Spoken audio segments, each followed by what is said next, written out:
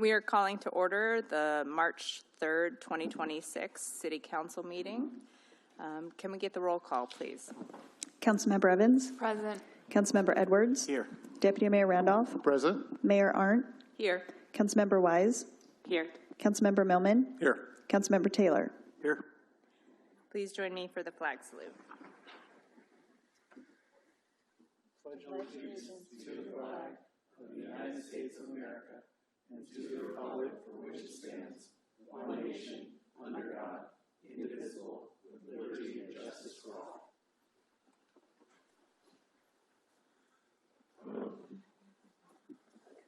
I move to accept the agenda in order and content. Second. Have a motion and a second. Any discussion? Seeing none, all in favor, please say aye. Aye. Any opposed? Seeing none, motion passes. No special presentations this evening. Public comment. I will make a note for council members that you did receive several written public comments in your email. Please take a moment and read those.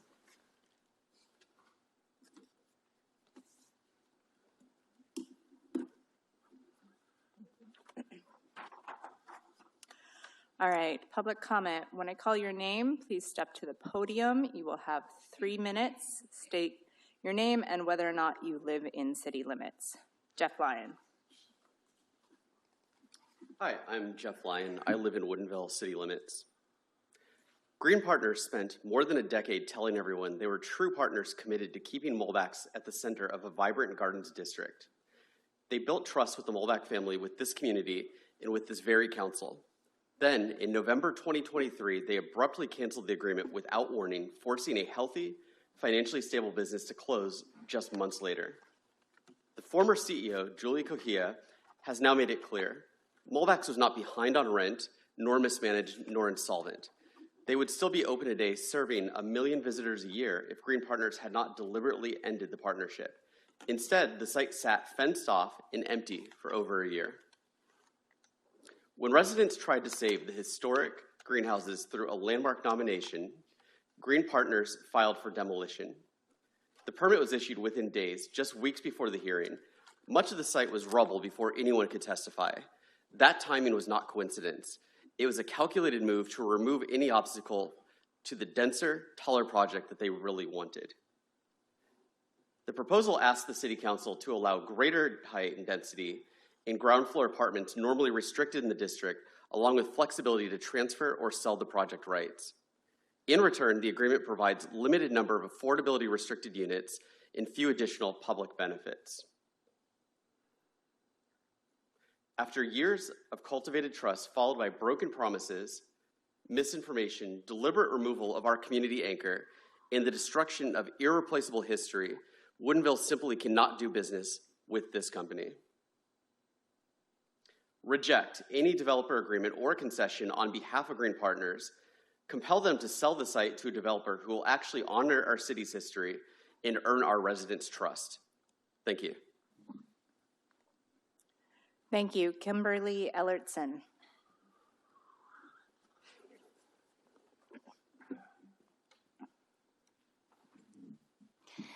Good evening, Mayor and Council members. My name is Kimberly Ellertson. I am a resident of Woodinville, and I'm also representing the Woodinville Chamber of Commerce. On behalf of the Woodinville Chamber of Commerce Board of Directors, thank you for opportunity to speak regarding the proposed Midtown Woodinville development by Green Partners, located at 13625 Northeast 175th Street. Over the years, the Chamber has had the unique perspective of working alongside businesses at every stage, from startups to long-established entities. We have witnessed firsthand what helps businesses not only open, but truly thrive. As you consider the development agreement for Midtown Woodinville, we believe this is an important moment to share insight that supports long-term economic vitality for our community. First, we would like to express our support for allowing ground floor residential dwelling units in areas that are not located on primary commercial corridors, such as Northeast 175th Street. Vibrant main streets benefit from active retail frontage. At the same time, Thoughtful inclusion of ground floor residential on secondary internal streets can strengthen a development by adding consistent foot traffic and neighborhood presence. Demand for housing in Woodinville remains high, including the need for more affordable options. Providing additional residential units within this project helps address that demand while also creating a built-in customer base for surrounding businesses. More residents living within walking distance of shops, restaurants, and services translates directly into stronger local spending and greater economic resilience. We would also like to emphasize the importance of incorporating smaller retail spaces within the project design. Not every successful business requires or can sustain a large footprint. Smaller commercial spaces create meaningful opportunities for independent entrepreneurs, first-time business owners, and locally grown brands to establish themselves in Woodinville. These small businesses are often the very character and charm that make a district feel authentic and vibrant. By designing flexible, right-sized retail spaces, Midtown Woodinville can foster a diverse mix of tenants that reflects the spirit of our community. The Chamber stands ready to partner with City Council and staff as this project moves forward. We're pleased to assist with business recruitment, support services, and connections that will help ensure this development succeeds both economically and as a community asset. Thank you for your thoughtful consideration and for your continued commitment to shaping a Woodinville that supports residents, businesses, and visitors alike. Thank you.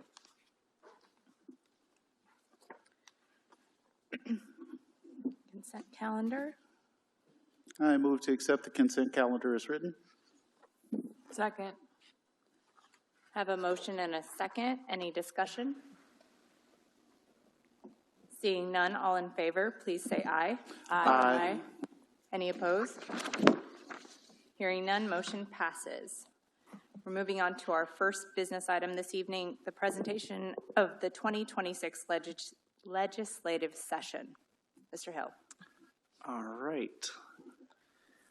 Good evening, Honorable Mayor and Council members. My name is Jared, and I'm going to be providing you with a legislative update. So the 2026 state session is a short 60-day session that began back on January 12th and is scheduled to adjourn on March 12th, meaning right now we are in the final stretch of session, which is very exciting. About one week left remaining, and then 2 weeks before things are really wrapped up. Most of the committee cutoff deadlines have already passed, which means the focus has shifted away from committee hearings and towards floor action in the House and the Senate. At this point in the process, lawmakers are primarily passing bills out of the opposite chamber to keep them alive before final deadlines. And you can see we had one yesterday, which was the fiscal committee cutoff for the opposite House. Like I said, the legislature is expected to adjourn on March 12th, at which point the final budgets and remaining policy bills will need to be completed. We're continuing to monitor legislation closely and advocate for the city's priorities as these final decisions are being made. This is also the stage where the House and Senate budgets are being negotiated, including the operating, transportation, and capital budgets. Over the next week, there will be a significant amount of budget reconciliation and final negotiation between both chambers. We have two items in the budget we are actively tracking.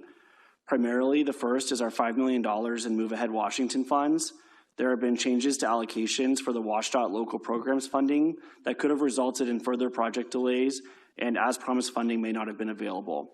Working with our state lobbyists, we've found that at this time, our funding is still in a good place, and we will continue to engage the House and Senate to ensure we remain a priority and that this funding is not put at risk. Second, we have our state earmark for the EOC battery that is continuing to move through the process. Our LCP funding for a backup battery at the Emergency Operations Centers continues to advance. Thanks to Representative Dewar, our project was put forward to the House Capital Budget Committee. With the mayor's support, we advocated to the budget writers to ensure they included her LCP request. Since the LCP is not listed in the Senate budget, we need to continue engaging Senator Stanford's office to help shepherd the process through reconciliation process in the next week or so.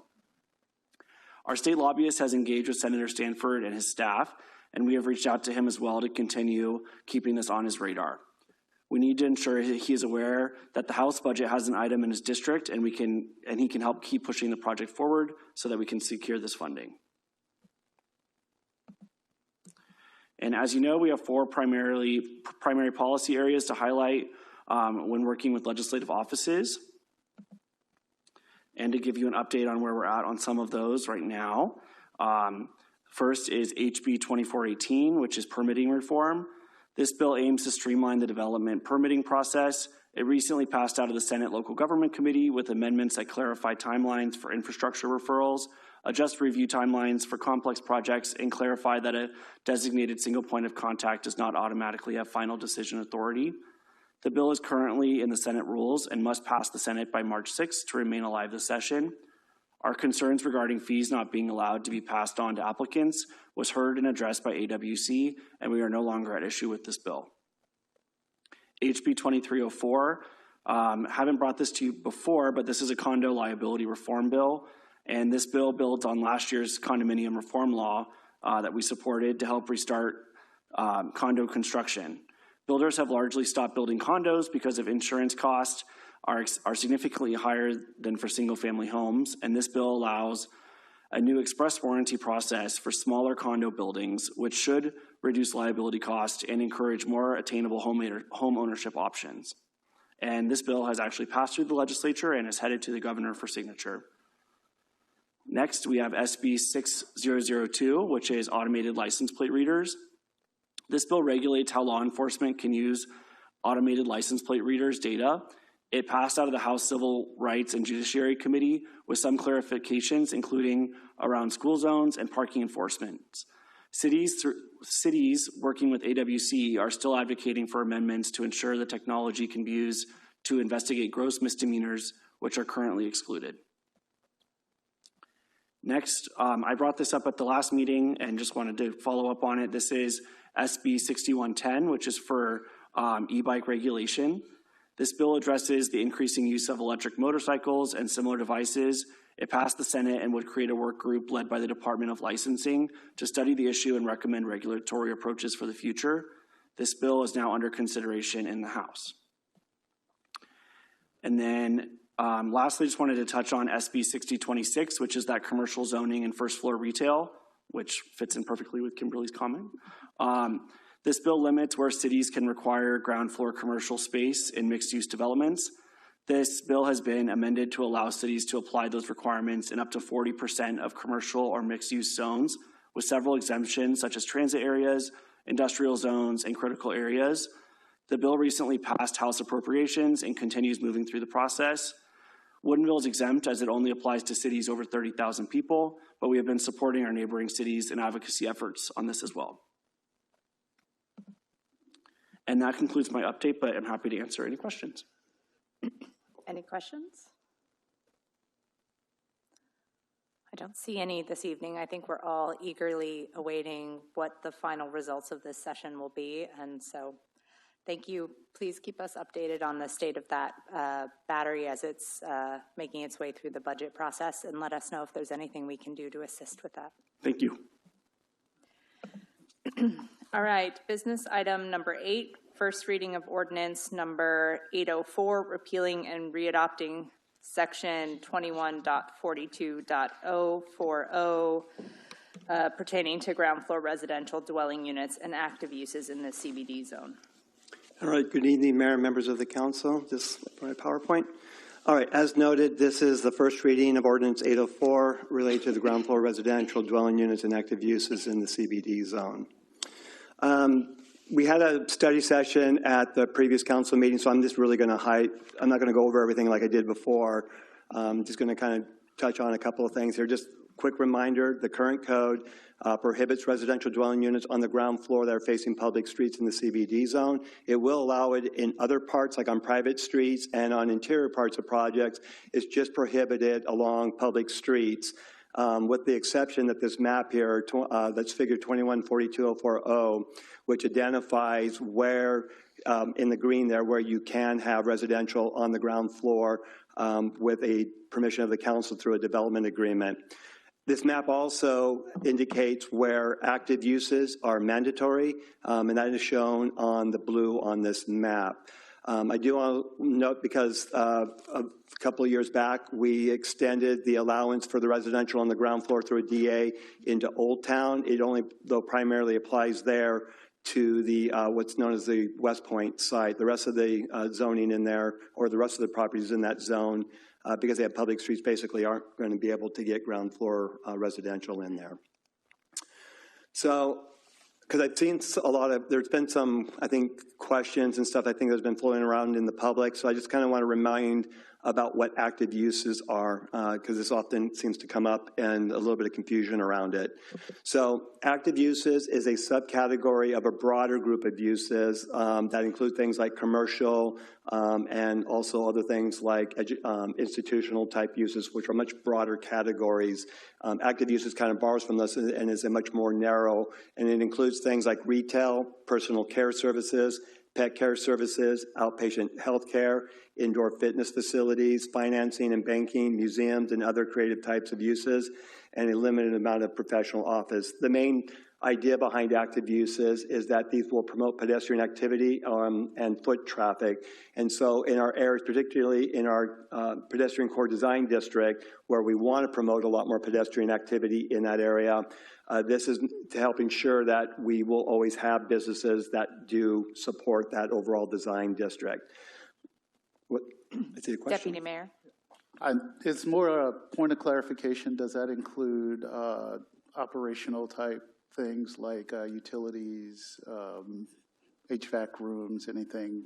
No, and in fact, the other bullet point I've got here talks about some things like light industrial uses would not be included, religious facilities, utility kinds of things, education-oriented. Most government services, social service are not permitted as an active use. They're allowed other places in the CBD zone. They just wouldn't be allowed where the active uses are required. Councilmember Evans. Thank you. On the does not include, the education-oriented uses, I'm surprised about that because like tutoring services can bring a lot of business in. Parents drop off their kids, they go walk around where their kids are being tutored. So I guess I would want to know why that specifically is excluded. It's been a couple of years, so I don't recall the specifics, but originally, you know, when this map was originally created, way back in 2010, 2012, it focused on just retail being the only thing allowed. The active uses got added in, I believe it was around 2020, if I'm going off memory here. And through the conversations and discussions, these were the pieces that were included in it. It's interesting, too, because, I mean, professional office is not usually a big traffic generator, not like retail, not like necessarily banking and stuff like that, but there was a desire to allow a certain amount of professional office. It's limited on how much, but you can have some of that, but it was not extended to include educational types of services. And I don't recall if there was conversation around that or not back then, but within our CBD, we have some restrictions on educational just in general that exist, and there's a size limitation and stuff that exists throughout the CBD zone on most education-related types of uses, and that may have been a factor in that, but I don't recall exactly. Thank you. Okay. All right, so just kind of quick reminder from the February 17th study session. As noted, this ordinance would be repealing Section 2142040, and it would be replaced with a new code. And I think this is important to emphasize because I think this is where I've heard some confusion being put out there, I guess, in the community. And that is basically the new code sets as a default on all ground floor within the CBD, not just along the public streets, but within the entire CBD zone. Ground floor residential dwelling units would be prohibited, so that means basically you have to have commercial and the other types of non-residential uses are required. The exception on that, of course, would be if council does authorize through a development agreement, and then you have the flexibility, and it actually creates more flexibility for you, so you can take things on a case-by-case basis, and you can actually evaluate it more in real time rather than having these codes that were maybe adopted 10 years and things are changing and stuff and having to constantly change the code. This current approach allows you to determine on a case-by-case, real-time basis about whether residential-only type buildings would be appropriate in different parts of the CBD zone. And so that was kind of one of the reasons for taking this approach, because we keep seeing amendments on this, and this creates that flexibility. Related to this, though, then the map that we currently have in there for the residential and active uses is simplified, so it only shows the mandatory active uses, which were on the previous map shown in blue hash, and I'll bring this up in the next slide in a moment, just to emphasize. There were a couple of modifications, though, to that. One of those is on the Green Partners property, there was a stretch of about 150 feet of where you could have active uses. It's actually a little bit longer than that, but it included critical areas where you can't, regardless, have anything but basically vegetation and stuff. So the actual effect was about 150 feet on the southeast side of where 173rd and 138th would intersect in the future. That was deleted out, and that was per Green Partners' original request when they originally came to the council asking about amendments to this provision of the code. And then the other thing to note would be the active uses next to the fire station and up there by the post office. That was deleted, and this was a conversation we went through with Planning Commission, and most of it is because where it goes through, those lots are not really that wide, and so it becomes impractical because the active uses is a subcategory, so you're actually making it more difficult.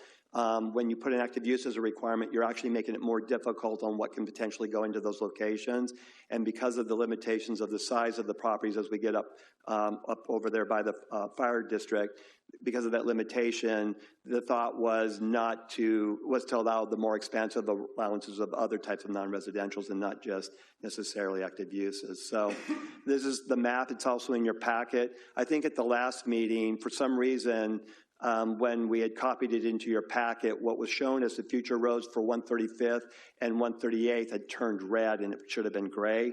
This is actually what the color would be in the ordinance and what would be actually shown eventually in our code. But you can see that this red follows where the blue hatch is located, except for the modifications I mentioned. And I show on the left the current map, and I just show you basically where those changes were being made. So that concludes my presentation. Recommended motion. Happy to answer any other questions you might have. Any further questions? I move to pass the first reading of ordinance number 804, repealing and readopting section 21.42.040 of Woodinville Municipal Code as presented. Second. Maker of the motion, would you like to speak? I think this is sensible just because since I've been on council, I think we've done at least 3 rounds of do we need to change this for developer changes, requested changes to make sure we have ground floor residential, and it's been a toss-up every time. This helps make that flexibility clear where the active uses need to be and also where we're willing to actually make those changes, so it simplifies our code a good bit. Thank you for your work on this. It's been a very interesting thing to consider this ordinance in light of the state bill, which is kind of taking a very opposite approach to what we are doing here in the city. And I think it highlights, or it has helped clarify the desire we have here to promote active use in our downtown and have a really vibrant, busy downtown, while at the same time creating opportunities for residences downtown and acknowledging that not every street is set up to survive with retail. So I appreciate the flexible approach that we're taking here, that we can consider as the city is growing and changing what new spots might be ripe for active use and what spots are better served by ground floor residential. So I thank you for that. Councilmember Millman. Yeah, I wanted to add to that. I think that I understand the intent of having no ground floor residential in the CBD when that was adopted. However, we do need flexibility in this project and future projects because things like economic conditions change, interest rates change, the needs of the city change. And having one monolithic effort in that is not warranted. I mean, even the time we've been on council since the pandemic, interest rates have dramatically changed. The the economic forces for property owners have changed with those interest rates. Labor costs, material costs, tariffs, all those things have changed, and we need to have some flexibility to be able to get benefits for our city. And this is a good example of that, where we can work with a developer. We have not only economic and human needs, but also the state is mandating that we are to do affordable housing. And in order to get that, we need to work with a developer in a project and provide some flexibility. And I think this shows examples. There's an exhibit, I don't know if everybody's seen it, but Exhibit O in the DA shows where the ground floor residential only will be. I think that's instructive because the previous map shows where the active uses are, but when you see that combined with where the only spots where the ground floor residential will be, I think it's pretty helpful. I have talked to numerous Woodinville residents that really do appreciate being downtown and having ground floor residential, particularly some of the elderly, some of the people with pets, and there's a social aspect to it that I've witnessed on a regular basis. And this is a 19-point-something acre project, and the interior parts of this project, I would be extremely worried that if only commercial was on all ground floor, that it would not economically support that. So I'm in favor of this. Councilmember Evans. Thank you. Yeah, building on that, I think at the time that this code was first put out, we didn't yet have Wooden Creek, and we hadn't seen what the impact of pedestrian-only retail spaces were or interior retail spaces were. And anybody who's been over at Wooden Creek in the past few years has seen Wine Alley. Almost all of the wineries on the left-hand side, Chelan's on the right-hand side, but on the left-hand side are either closed all week or have completely closed their operations. There's only one that is open during the week. And that's because they can't make it. They don't have enough foot traffic. They don't have enough opportunity. People can't see them from 175th. They're not getting the traffic. And I have spent countless hours with Woodinville Wine Country and with a number of the owners there. We've also seen restaurants in the main area of Wooden Creek unable to make it. We've seen stores unable to make it. We've seen even workouts. There was a fitness business there that was unable to make it because they don't have enough traffic. So I think allowing us the flexibility to take a look at, where it makes sense to have everything and have some wiggle room for where it makes sense for some ground floor. I walk my dogs around Wooden Creek all the time, and I see people who have ground floor residential, who have gates up there. Dogs are in and out. They're talking to each other. There's a number of ground floor residential that have dog tags on their gates that they put across so you know what dog lives where. It makes it more of a community, and people get in and out. And so I think saying only retail on ground floor really would limit us, and it wouldn't honor the learning that we've had from what's happened over at Wooden Creek, which is a great project, and we needed to learn some of these lessons about what really works. Councilmember Taylor. Yeah, I'm going to vote no on this. I think it still needs a little more work, but my concern is that in a lot of the construction that we have, we designate grading plans and preserving trees or preserving certain aspects of our city. Now, we had a very vital, bustling retail sector on 175th not too long ago, and it has disappeared.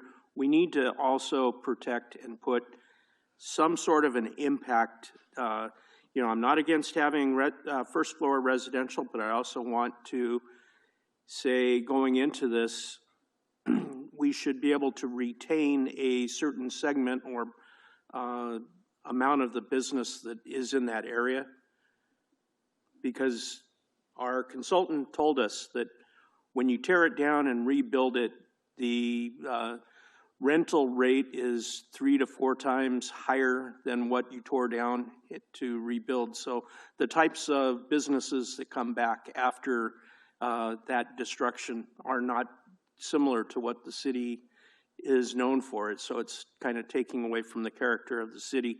We should be trying to find a way that we can preserve the retail that we have and put that into the development agreement where you'll have a sector of a development that is going to be maybe upgraded like we did with the schoolhouse. Certain sectors may be saved, you know, in future developments. And I think we should kind of take a look at that as opportunity before we go just saying it's up to the city to do this, because retail is a big part of our downtown core. It is the central business district, and we're kind of losing that central focus and replacing it with very expensive real estate that has a tough time surviving in those higher rates as we talked about. So I'm going to vote no. I think we need more work in this area.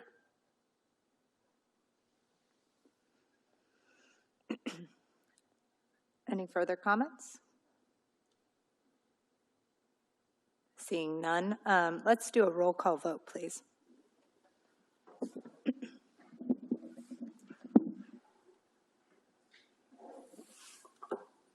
Councilmember Evans? Yes. Councilmember Edwards? Yes. Councilmember Wise? Yes. Councilmember Millman? Yes.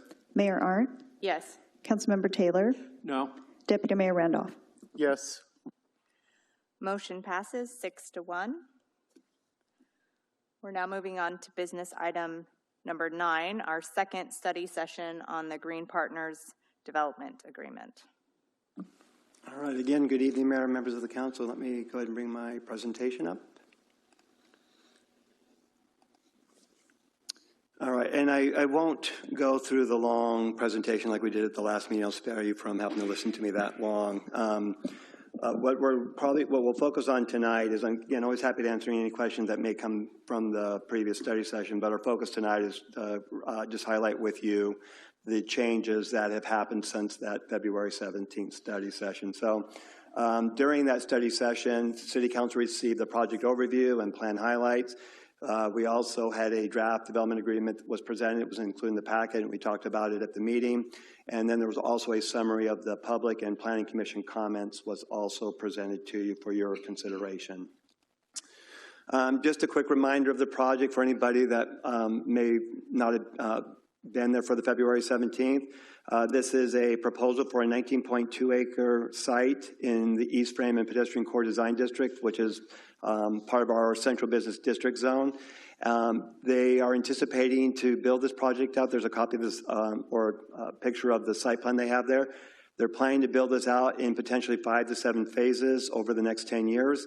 When completed, the project could have up to 1,300 housing units with an estimated 1,800 parking spaces. They're proposing potentially up to 8,900 square feet of retail, dining, and office, possibly a new 200-room hotel. And then this project will also include infrastructure improvements, including new and public and private roads and furniture improvements along Northeast 175th Street. There are also, because there's currently a warehouse that still remains on the site, and they would do a temporary adaptive reuse of that existing warehouse with some pretty cool ideas like about with market and possibly some events and stuff, and we'll touch on that a little bit more here in a moment. And then also included in the project would be a new public spray park and some public plazas. What we heard from that council meeting, so what we heard from you, some of the input included, there had been a motion that made that it talked about including an increase in the number of income restricted units for 15 to, let me say this again, increase the number of income restricted units to 15%. The older proposal had 10% at 8% AMI, and what council had asked for was for the developer instead to do 15% at 60% AMI, which then would also qualify for the MFTE program, which is another thing we have later on in your agenda tonight. And I'll go through this highlighting these changes, but this is one of the things we heard. We also heard a request to have the Milwaukee Forest added in here. Also a piece for modulation building step backs, requirements along Northeast 175th Street that are in addition to what our zoning has. There was also a request for Northwest Design to be incorporated into the project, emphasizing wood tones, and also an emphasis on native and pollinator-friendly type landscaping. And then also there was some requests for a bit more around putting a little bit more firmness around this vision for the temporary adaptive reuse of the existing warehouse. So that's what we heard. And so these are then, I'm just going to go through and highlight the revisions that are in your development agreement. And most of them are shown in the paper copy there. We've highlighted with underline and strike through changes. So and I identify up here at the top where you can find those changes for anybody that's looking through their package right now. So Exhibit I, paragraph 10.1 of the development agreement, one of the changes per the council's request, and this is part to be able to secure the MFTE program, would be that 15% rather than 10% of the total units will have this income restricted for affordable housing for families earning 60% area median income or less. So the older proposal, as mentioned, was 10% at 80% AMI. This one is 15%. The change is 15% to 60% AMI, and the developer has agreed to provide it at that level.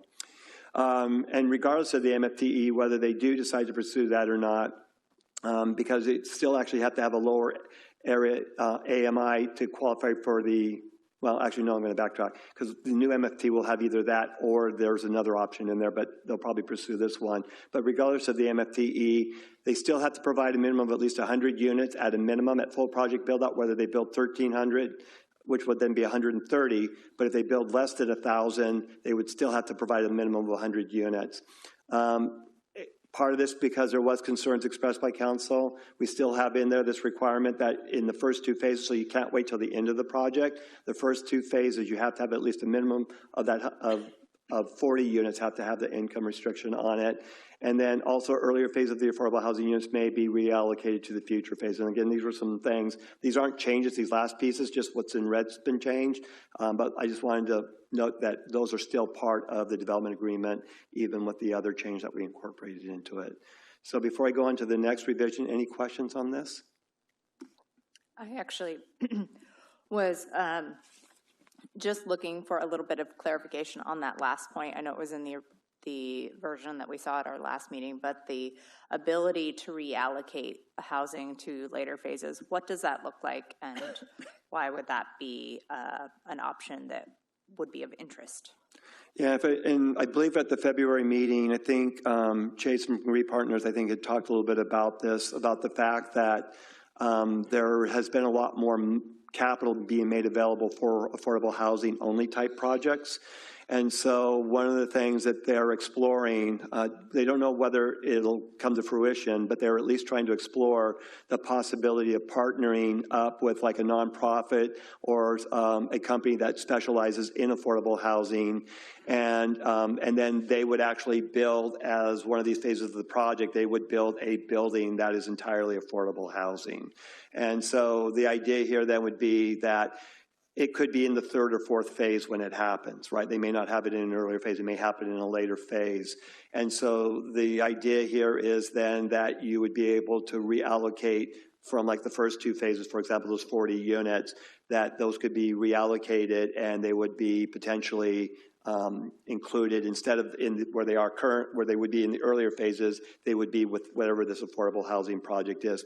Now, it's not up to the developer to say yes or no to about the reallocation. It still has to meet city approval, and there are some criteria around it, so it has to provide like a greater benefit.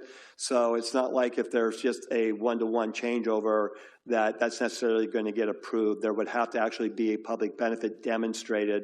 And one of the examples I think we include in the development agreement would be that we have a requirement that for those affordable units, that they have to be, like the number of bedrooms in the units has to be proportional in terms of what the overall development provides.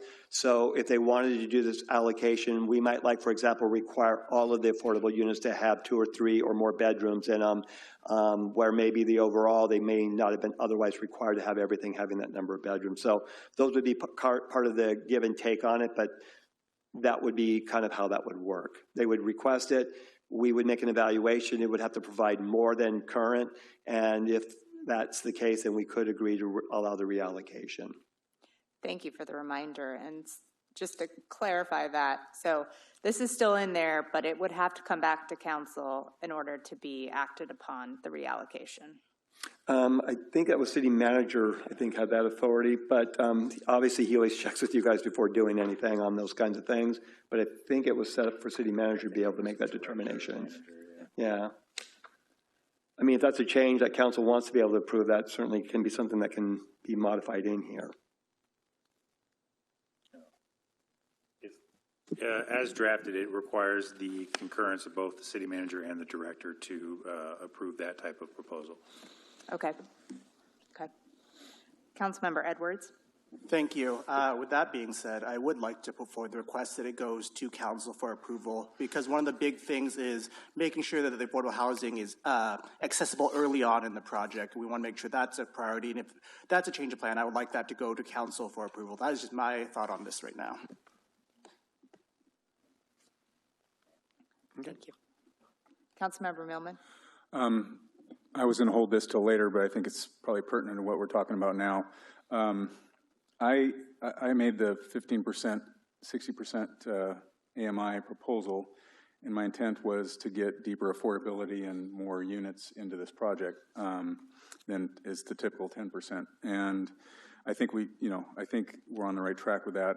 I do have concerns, and I understand the benefits of going to some other partner for having one building that has all affordable units.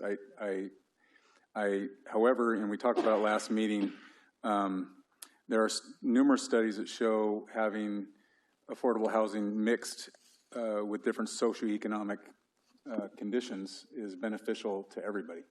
And I've witnessed other instances where affordable housing in one single building does not have that socioeconomic benefit to it. You don't see some of the mentoring go on. I've seen some people get jobs just meeting at the local coffee shop. I've seen people start businesses with somebody. I've seen those types of things happen, and I'm more in favor of having the 15% put in different units instead of having the stigma or the supposed stigma of having one building.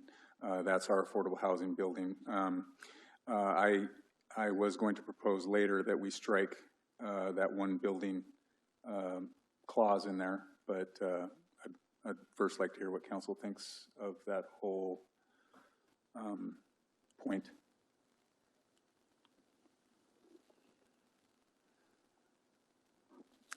Councilmember Edwards.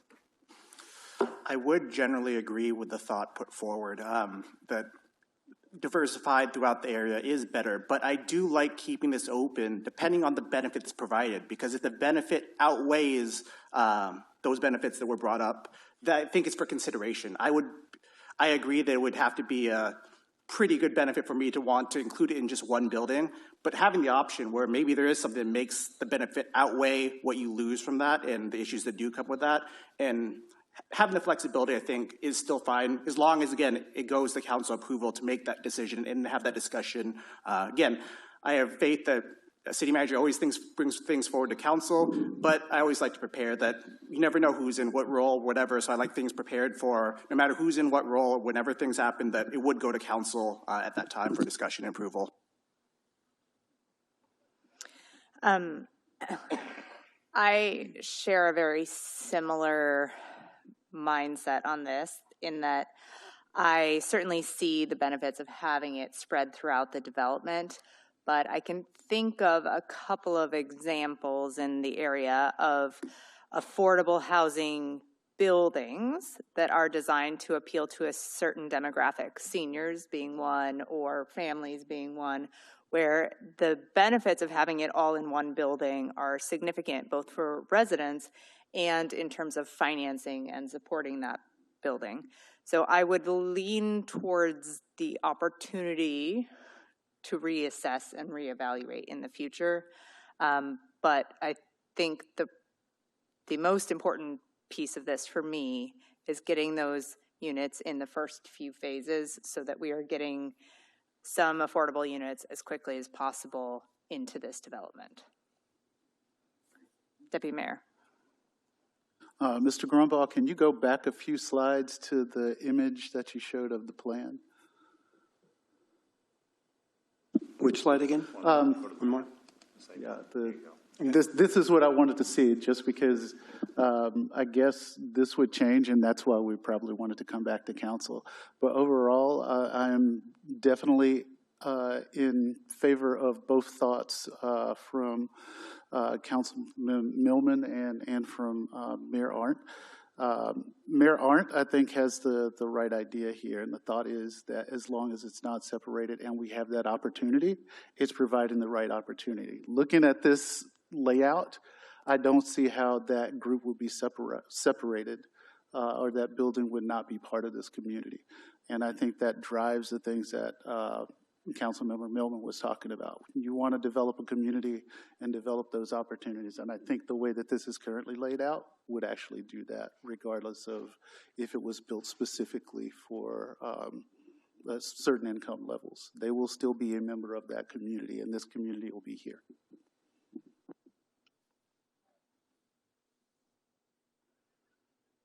All right, I think we can move forward. Okay. All right, let's go to the next slide. All right, revisions from include, let's see here, make sure I'm thinking right. Oh yeah, the reuse of the existing warehouse, and this is one of the things I think a lot of folks are kind of excited about, the possibility that this warehouse could be like for creative or little market businesses and events and stuff like that. And I believe council was, what we had heard, was wanting a little bit more of some certainty around, even though we know this may not be around forever, because where the warehouse, when it redevelops, it could potentially, it would go away because that warehouse will be torn down. But we did add language in there that's in paragraph 4.1.8 in Exhibit I, paragraph 14, where basically, this isn't the exact language, but I just summarized it up. Green Partners would initiate and operate adaptive reuse of the warehouse for daytime use events and public markets, and they would have that in place within 18 months with accounting for potentially certain factors, like for some reason the permitting or something else which is outside of Green Partners' control was to end up taking longer than that. But otherwise, they're committing to making an effort to being able to open up this adaptive reuse of this warehouse for like market and events and stuff like that. So any questions on that? Councilmember Evans. Not a question, but I will say the business community is really behind this. There's a lot of excitement about the potential. I was at the Woodinville Arts Alliance board meeting yesterday, and it took up probably half an hour of our meeting. I was at the Woodinville Wine Country annual meeting last week, and I had a number of people asking me about this. And I know at the chamber, there's a lot of conversation about this as well. So I think this is really strong to add this in. And I'm really looking forward to hearing which option Green Partners decides to go with, because there's a lot of excitement around how we can activate this space. And I know you haven't talked about it yet, but I like the addition that you did for the Miyawaki Forest. I think that was really important, and having the interpretive signage is going to be really important to help bring the community along and help them understand what this is. Yeah, you actually covered the other revision up there, so which is one of the things you'd requested, and you can see on the map over here that I presented to you. I know it's hard to see on here, but if you go down to where the townhouse and that big green space there, that little corner in there, that's where they would be proposing. And I think that's actually more than 3,000 square feet. I think they indicate it's about 3,500 square feet, where they would use this method here. They may even get more expansive than that if it works out really well, but at a minimum, they would do it in this location right down in here. Councilmember Millman. Is that the stream below there, or just above the 75,000 square foot? Yes, Okay. yes. That's that dark green area where you see the darker green, that's the urban stream native growth protection track. So there would be opportunity to stretch the Milwaukee Forest and the trails going even further than that corner as it approaches the stream, possibly? It's possible, but one of the cautions on that is, and at least, you know, on the face value, it makes sense that you could do that, but we have to make sure whatever happens within that urban stream buffer meets ecological requirements and stuff, because sometimes if you overplant, that can have a negative impact. So they can experiment potentially with it, but there has to be a qualifier on that because the critical areas requirements will prevail over that because that's an ordinance requirement. So if they can make it work and you can evaluate and it works, great. But if it turns out that that may have a detrimental effect because of whatever reason, then we wouldn't be able to say yes to that kind of practice in the urban stream area. So that's the reason you see it shown this way, but I think that they're willing to go more than that as long as all the biologists and everybody say it's okay as you get closer to the stream. Am I correct on that, Jason? Okay. All right. See the next piece in here. So this was about the step backs that was included. I just want to note there is you may noticed in there we have a blank page, but we did set up a Exhibit P, and also it's mentioned in the main body of 4.1.8 of the development agreement. We're still working on it. I'm just showing you this because this is what in our CBD zone, this is our current requirement. We actually do have a step back requirement at 28 feet. When you hit that point and going above, then there is a step back requirement, although there is an alternative that instead of the step back that you can incorporate various architectural modulation features that will also help shrink down the building. Council was asking for something more than what the zoning has. I just wanted to show you this. And Jason has said that Green Partners is willing to do that. We just haven't been able to complete the exhibit for it yet because we want to make sure the exhibit is clear as to what it's presenting. And so the next time we bring this back to you, we should have that exhibit figured out and worked out for you so it's very clear. Deputy Mayor. With this layout, and since we're going to be changing all along 175th, will this offer an opportunity for us to enhance our bike lanes, to maybe create protected bike lanes along that stretch, or do something different than what we're currently doing? Yeah, so we have street standards, and Asha can chime in if she'd like, and I believe we have bike lane requirements. And so when they do the frontage improvements, that's all part of what takes place with frontage improvements. Yeah, I just wanted to mention that and be clear. And I guess one of the things that I'm looking for specifically is the protected bike lane, largely because we're about to build what's effectively a bike highway on the opposite side of that, so I think they'd be quite complementary. So if we could do that as part of, as we're rebuilding those streets, it would be fantastic to have that as part of transportation, both recreationally, and I know people that bike to work. It'd be great to have that as an option. Yeah, I mean, the protective piece would be part of whatever is built into our standards. I'm not quite sure. I know there's been some conversation around that, and that whatever happens in terms of that kind of stuff has to make sure it's safe, because you can also put stuff out that can create an unsafe condition. But I know that there's been some conversation around that. Okay. All right, another thing that was requested had to deal with the basically our B city designation, and so and this was the pollinator-friendly plant species.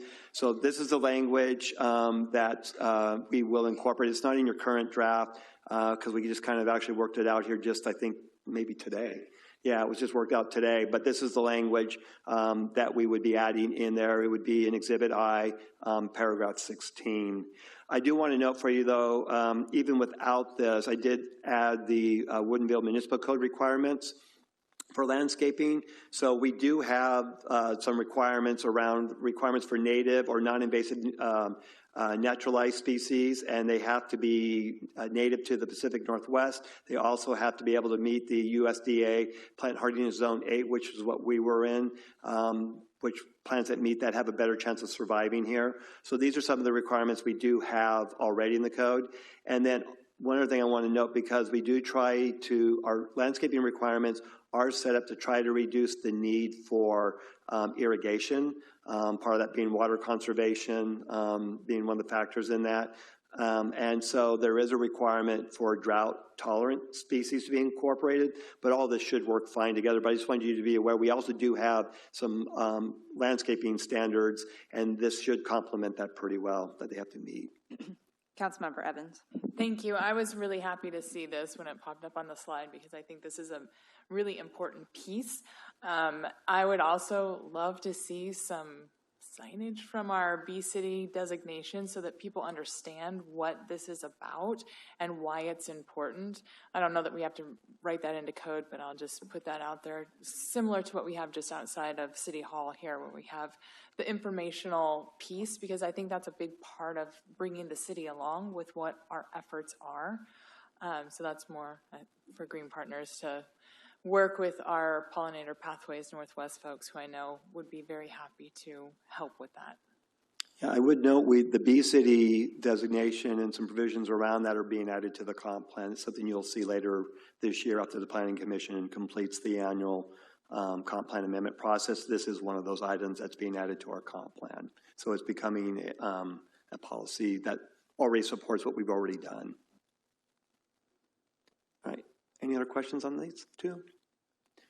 All right, next one here, this is the, and this actually plays off of the previous agenda item on the ground floor residential dwelling prohibition, except through the development agreement. So this is just showing you that basically in approving this development agreement, council is not saying Green Partners can put on the ground floor the dwelling units anywhere they want. Basically on the ground floor, these are the areas where we would restrict the allowance for ground floor residential. So you can see the townhouses down there near 171st. So that's why that whole area is in blue there. And then they're indicating along a couple of the street fronts in here, both public and private streets. But that would be the only other places for townhouses. You wouldn't have and you wouldn't have any residential dwelling units internal to any of these projects. So again, a way for the council to be able to, on a case-by-case basis, but also still make sure we're keeping some restrictions in there. I will note, because actually I'm going to check myself a little bit on what I just said, because if you do something on the interior side, actually there is a little bit of allowance, but you can't have it on the street. You would have to have actually active uses or some other kind of commercial or professional office use would have to be along the street in order to have a dwelling unit internal to the project. So kind of correct myself what I just said there from a moment ago. Hopefully I didn't confuse anybody on that, but before I go to the next one, any questions on this? Okay. And then there was a paragraph 4.1.7 that talked about commercial space requirements because the earlier ordinance did not have that, 804 did not have those provisions. This has been deleted because it's no longer applicable to this project. And then there was an addition to, or revision to paragraph 17.17 in the development agreement where we put a 90-day expiration date. So after the council approves this, both parties need to sign this agreement or this agreement will expire after 90 days. It'll just be automatic. And obviously that's kind of in response to what had happened previously on this. So any questions on that? All right, these next couple are just wanted to highlight. These aren't necessarily changes, but I just wanted to highlight as showing that some of the things council brought up are actually being addressed, even if it's not necessarily revisions in the development agreement. One of those has to deal with the design standards. So Green Partners in the development agreement has to follow our commercial design standards, but in addition to that was also authorized to use our Downtown Vision Illustrative Guide, which was adopted into Resolution 524. And so I just note for you basically that the Downtown Illustrative Guide talks about prescribing forested and farm theme looks, which has a very wooded feel to it. It also does allow a bit more metal than our current code does, but it's kind of looking at like barns and stuff like that. It's kind of part of the themes for that. And then our commercial design standards have a requirement for Northwest woodland character and heritage of Woodinville. And so again, this requires timber to be incorporated, high quality aggregates, and materials that resemble natural materials, which again reflect that Northwest natural that Council, I believe, was trying to get at when you guys had made your input known at the last meeting. So before I go on to the next, anything on the design standards to mention, council members? Okay. All right, and then I know that there was also some questions popped up in the community about open space. And I think some of this came about from, I think it was presented in the February 17th study session about that this project would have at least 3 acres or more of open space. And so I just wanted to talk with you a little bit about the open space requirements. So the native growth protection tract, the urban stream buffer, has about 1.1 acres. So that's considered open space. The Milwaukee Forest and the plazas also under our codes would count towards public open space. The amount of that's still to be determined because in addition to what you have for, or that they're proposing along 175th for public plazas, there are other requirements in our codes for open space and public plazas through our design standards, and also because they are planning to build at a minimum to the 57-foot height. And so they also have to provide open space based on landscaping requirements plus the amount of footprint that the buildings produce. So all of these things will add up and add more to the open space requirements. One thing that I do want to make sure everybody understands, what is not included in open space is the streets or parking areas. Those are very specifically excluded from being counted as open space. Councilmember Evans. Thank you so much for putting this together because there was a lot of conversation in the community. I see you specifically say that streets and parking areas are not included. What about sidewalks?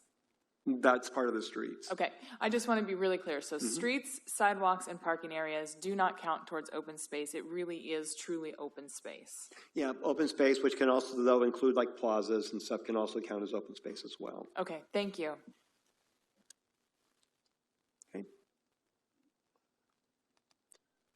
All right, and then finally, there was a request at the last meeting for us to do a public benefits comparison. So this was the way, at least we understood it, was council was asking for us to compare the public benefits in the development agreement with the zoning code requirements. And so I put a table together there for you that lists, there's basically 2 development bonuses, the floor area ratio, residential floor area ratio, and the going over the 39-foot in height that have requirements for additional public benefits or public incentives. We use both terms in the zoning regulations. And so I went through, there's a list of that, and it makes a comparison. The main thing I would just want to highlight out of this whole piece is that public benefits in the development agreement can be used to qualify for some of the zoning requirements.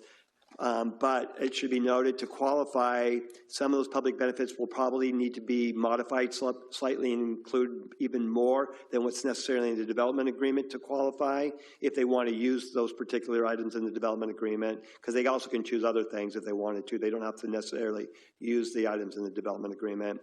And I also want to just emphasize that to qualify, if they do use something, it only can be used once. They can't keep using it like for both the residential floor area ratio bonus and for the height bonus. They can only use it like in one place as only one of the incentives. They can't, even though we have allowances for affordable housing, for example, to be used in multiple areas, they can only use each public benefit to count towards one item, and that would be all.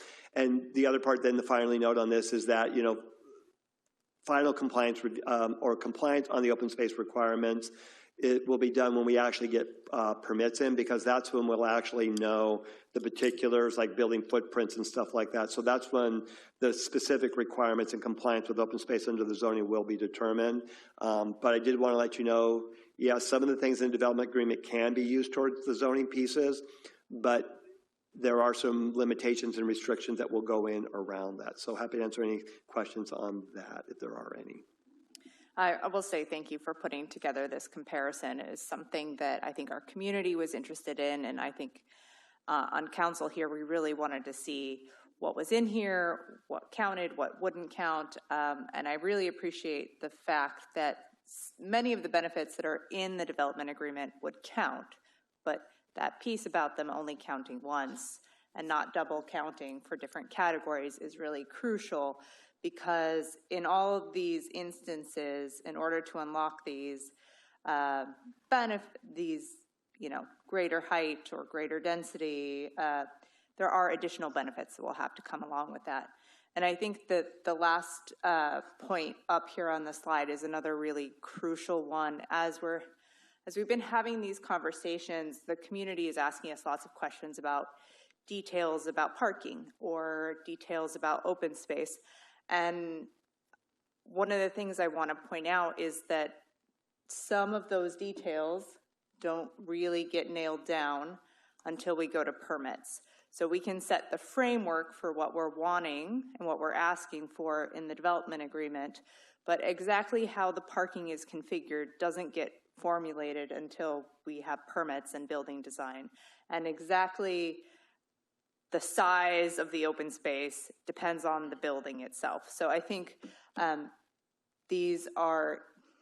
they're little things, but they're kind of getting to the heart of many of our community's questions about this development agreement. And I think it's good to remind ourselves that nothing in here is being asked that's outside of our code allowances at the moment.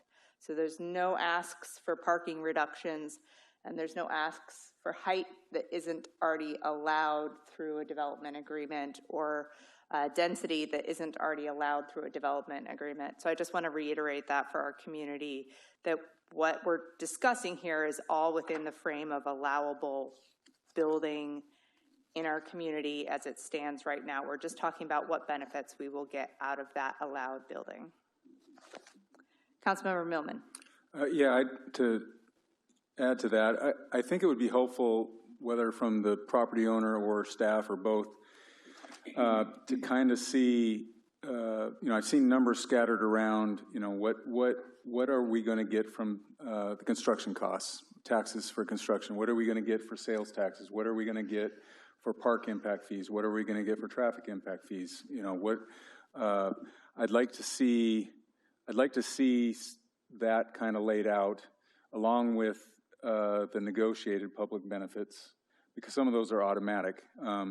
And the true comparison is it's a big vacant lot right now, right? We're not getting any of those. And so what, if and when this project gets approved, what are the benefits to the city, to our CIP? What are the benefits to our parks and trails and traffic mitigation? And Deputy Mayor mentioned the bike lanes and things that we can show the public of why this is a good project and what it will add to our city, I think would be very helpful.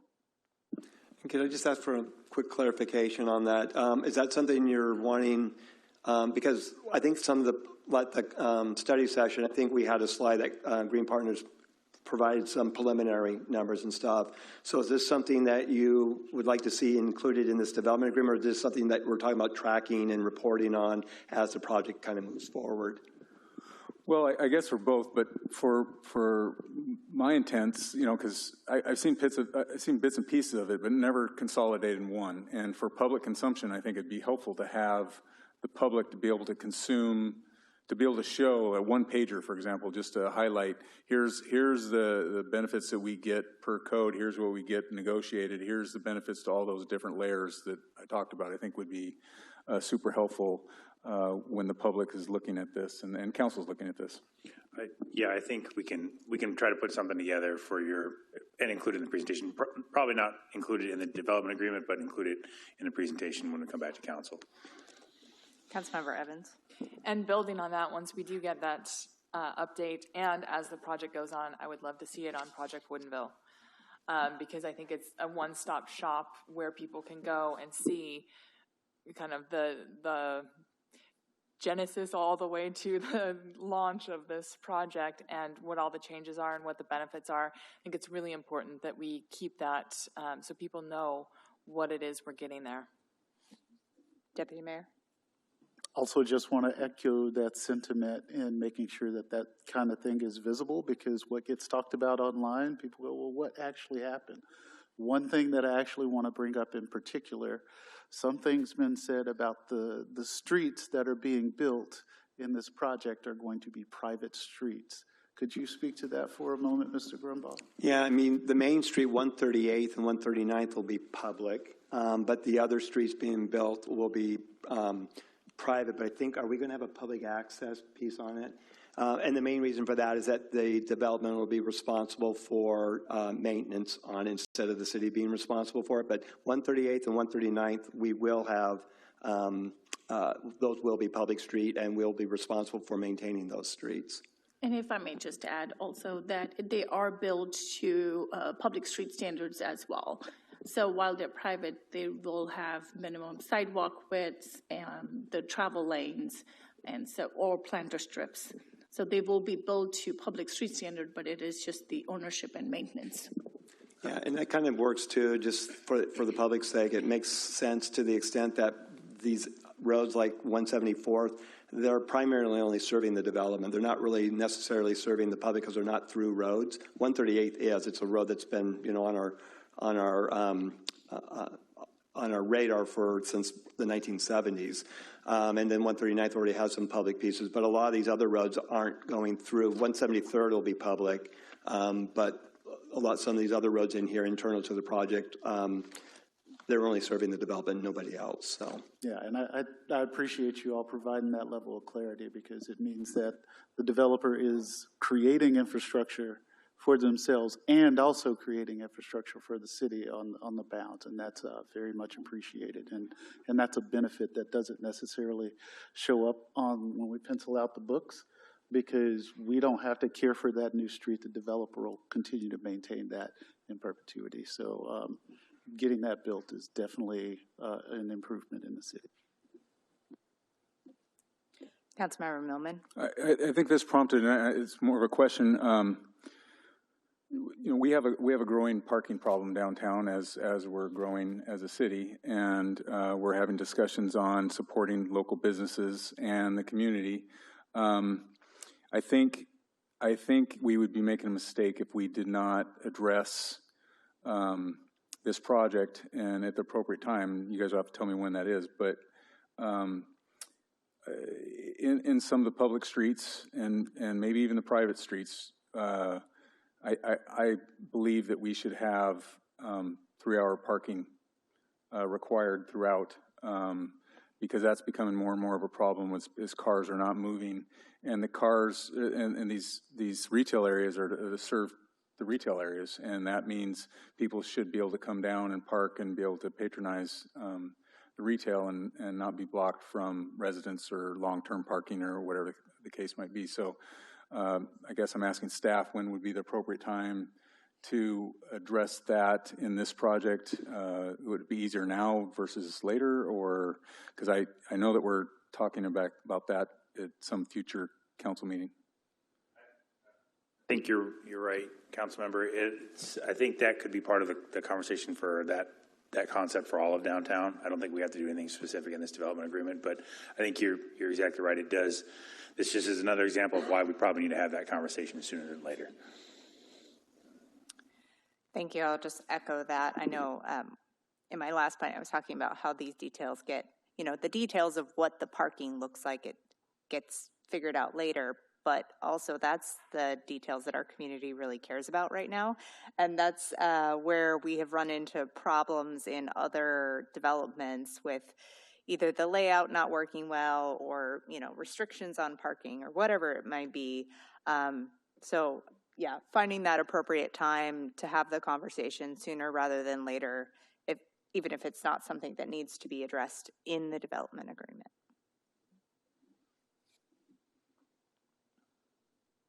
Okay, and we already talked about the comparison. I believe that is it, so happy to answer any other questions.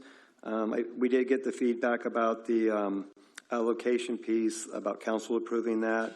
I don't know if we need any other clarity on the other parts of that. No, I think I've actually got the draft open and I've already made that edit, so you'll have that for your next meeting conversation on that.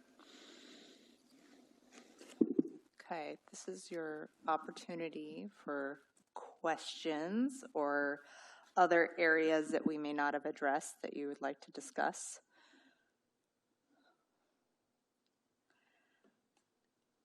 I'm not seeing any, but I appreciate the robust discussion that we have had on this development agreement, both this evening and especially at our last meeting. There is a desire by the council and the community to get this project set up as best we can, knowing that it's going to be part of our downtown for decades to come and a significant section of our downtown. So I think I appreciate all of the input and the questions and kind of the back and forth that we've had in these study sessions to kind of dig into the details of this development agreement. All right, seeing nothing else, we will move on to business item number 10, which is the 2025 Crime Stats Report. Chief Myers.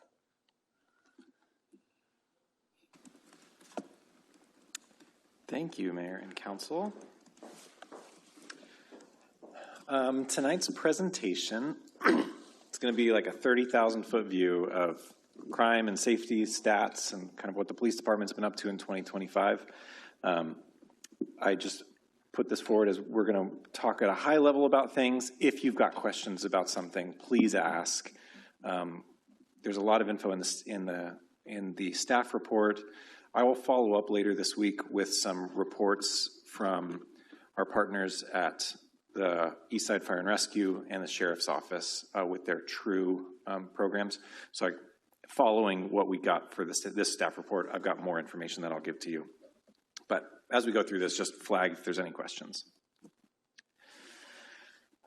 You're going to get a bunch of goofy pictures. That's just how I was feeling today. So the high level for this update is that crime is trending down, really in all of our categories. Oh, shoot. I want to figure out how I can see my notes and present at the same time. I don't know if I have that skill. Okay. We know that, so the crime is trending down. Sorry, Chief. Councilmember Evans. You know how to do it? Yeah, so if you choose that as the presentation one and yours as a second screen. Oh, in Teams? You can do it in Teams for sure. You can also do it directly from the PowerPoint app. Do you know how to do it from the PowerPoint? You have to enable two screens. Yeah, I know. I do this all day, every day. No. Yeah. You know how to do it? As you're doing this, Chief, I just want to say congratulations on your new role, but we're also going to miss you a lot. So we'll give you a little time to figure this out. Yeah, thank you. Okay. That's all right. You got it? Okay. So with crime being down, the wonderful thing about that is that we're seeing that really across the region. That is not something that is particular to Woodinville. Woodinville has been a safe place to live and to go to school and to work and to visit. We've in the past have always had a lower rate of crimes against persons, right? That sort of violent crime is particularly low in Woodinville. We see that again here. And so really we're just kind of seeing trends that are bigger than Woodinville. As is often the case, we're kind of a small player in some of these trends. So we're seeing that, but it is still nice, right? It's the direction that we want to see as folks that live in this community. Our policing is always a team effort here. We really do rely on our partnerships. our approach to problem solving is often to figure out who else in the community is working on these problems that we can come alongside. And so that really does kind of shape the way that we try to approach things. And then I'll just say for our 2026 goals, that is, I'll take a moment to just talk about how I am leaving, and we've started a process to identify the next chief. There was an opportunity for me to go over to the Sheriff's Office Internal Investigations Unit and work with them, which is going to be a growth opportunity for me and complements some legal education that I'm working on. One of my officers asked me today, like, is your life going to be better, like, leaving Woodinville? It's like, well, no, it's probably not. I mean, this has been particularly good for these last 5 years. So there's definitely some, like, bittersweet feelings about it. I want to assure you that we are very purposeful about succession planning, preparing things here, the transition that we're going to have. I'm mindful that to be leaving at a time where I knew that there are people that are eager to come do this job, that can do it well. So all that being said, we've already started working with the city manager on what that process will look like. There's a job announcement that is currently out that gets pushed out to captains within the King County Sheriff's Office. That's the pool that we're recruiting from. And then we'll do an interview later at the last week of the month, actually a series of interviews, kind of similar to how we've done it in the past. And then, per the ILA, the city manager will make a decision based off of that. I think the process will look a lot like it did 5 years ago. And so he's seeking staff assistance on that to make sure that we're thoughtful about that. But I'm looking forward to being helpful with that. It won't be a sharp transition. I will be here helping with that when the next person gets selected. They'll be coming from somewhere else within the sheriff's office.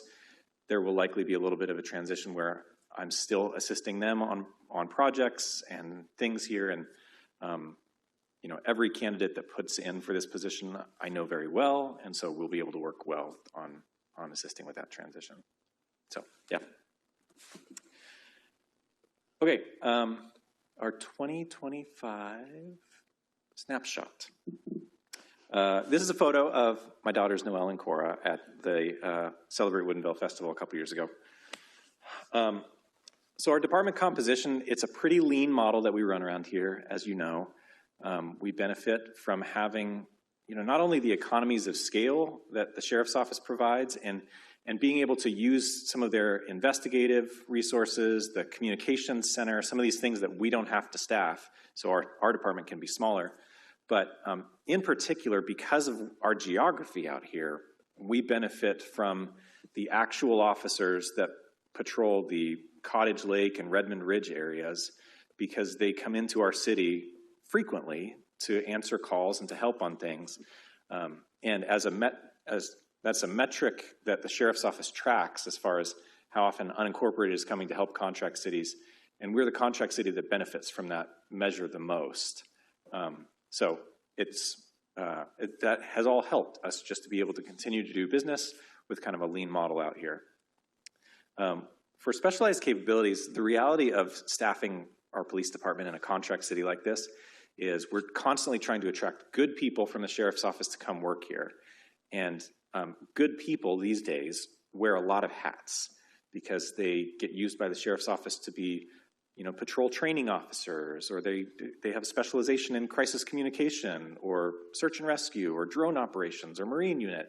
So we have all of these different flavors of skill sets that our officers bring here, which is a benefit to them because they get to have kind of exposure beyond just what they get here in Woodinville. It benefits us when we have things like, search and rescue operations that we have to deploy, and we have, our own experts that can do that here. I'll just say for community partnerships and community presence, I think that is just kind of what the flavor of Woodinville PD is. Within the sheriff's office, every contract has kind of a different, different way of doing business, and ours is really a lot of this community partnerships and community presence. And That is one of the things that officers like. They'll come out to work a concert in the park on overtime and then say, I really want to come work in Woodinville because we don't get to do this in whatever city they've been working in prior. So looking at some of our crimes, crimes against persons is kind of a broad category of what we call, all of these things that are violent crimes or crimes against people. As I said, our rate in Woodinville is really low already, and we saw kind of unprecedented reduction over this last year, a 31% reduction in this number. You can see that that's really driven by simple assaults. That's kind of what we have most of. Simple assault is kind of the lowest level of assault. The vast majority of all of these crimes against persons are like known offender or domestic violence cases. We don't have a lot of like whodunits when it comes to this stuff. And so the work on these types of cases that our officers and detectives are doing is really to, develop the evidence and develop the case so that it's, successful when it goes to the prosecutor, and then to work to support victims through that criminal justice process that is difficult and long. And so I'll just flag as, a resource that we don't talk about very much, and is not so visible in some of the work that we do, is the domestic violence advocate that we have. So that's a contract relationship that we have with a particular person who specializes in domestic violence advocacy, legal advocacy. And so as soon as our officers, take a domestic violence report, they bridge a connection to that advocate, and then that advocate supports that person through, understanding what's happening to the arrested person, working through court orders, figuring out when they have to be, at court for different types of testimonies. So just helping through all of that. Any questions on this? Just a comment, really. Yeah. With so much of that category being domestic violence, I think there's an opportunity in the city to kind of increase our domestic violence awareness through like the Purple Lights campaign or other things that we could do in the city. Just watching the police blotter over the last few years, you really see how much that is a part of the map of crime in the city. And I think that there's a lot of ways that we can work in partnership with your office to help bring awareness and improvement to that. Yeah, that's great. I appreciate that. Okay, the other sort of broad category is crimes against property. That's all of this other stuff. This is what we spend most of our time working on in Woodinville, of course. Most of the victims of this stuff are businesses in Woodinville. So retail theft is, kind of what drives most of this. Both the shoplifting type fraud and some commercial burglary really make up the bulk of kind of the work that our officers and detectives are working on out here. I'll say our detectives are really key in this because in not only solving these cases, but also trying to make improvements on how we as a community handle this. Our detectives are the ones that sort of take the lead in our retail theft task force and building relationships with our businesses. And so I do think that over the long run, we have made improvements on how we receive reports and investigate these crimes. And that's really credit to our detectives that have been, doing work over many, many years now in building those relationships. This is a picture down here of one of our detectives this last week that was out presenting at Creekside, doing, teaching them about fraud awareness and protection and answering questions. And we were there. I think we were slated for 30 minutes, and we stayed for like 3 hours. It was great. We had a lot of fun doing that. Another thing that we deal with a lot is, obviously traffic-related things. This is a picture of my friend Chloe. She stopped in the parking lot one time and said hi to me. So you can see there that chart, DUIs is one of the numbers that has gone up in this report, and it's one of the few numbers that's gone up. I've said before, I think that DUIs are under-enforced in Woodinville. And so I tend to see, I'm glad numbers are going up because I think that is something that we can do more of to increase public safety out here. I don't think that these numbers are indicating that we are being at all, overly aggressive or anything like that. On the next slide, you'll see that this DUI number going up goes in the opposite direction as our collisions have this last year. So this is not a function of there being more DUI collisions. This is a function of there being more enforcement of DUIs this last year. We've been talking a lot in our office about how speed enforcement is a priority, and it's a priority in particular because of the way that it can impact DUI enforcement. That when we're thinking about why do we go do speed enforcement, it's to try and reduce collisions, it's to try and reduce aggressive driving, it's to try and reduce DUIs. And so I think that some of that has hit a receptive audience with our sergeant that does traffic enforcement and works in the evenings, and our officers that work the night shift that are the ones that are particularly driving this number up. DUIs are a kind of a highly technical investigation for officers to do because DUIs are maybe the most highly litigated thing that we investigate. And so because of that, there's just a lot of certifications that you need and a lot of process and technical things that you have to complete on them. And so we have a group of officers that understand all of that, that are well trained on it, that have sought out extra training on it. So I would expect that this number, may go up again next year, and it has room to keep on going up as we continue to get to do good work in this area. The chart on the right kind of shows response times in minutes to certain types of calls. For the most part, this is the same. There's one number that kind of changes there. That priority one responses from 6 minutes to 8 minutes in 24 to 25. We're looking to see kind of what the reason for that is. It may be related to a policy change that the sheriff's office made on how we do driving with lights and sirens, and sort of we shifted the ways that officers do that from giving them kind of like 3 categories of response to now you only have 2 categories of response.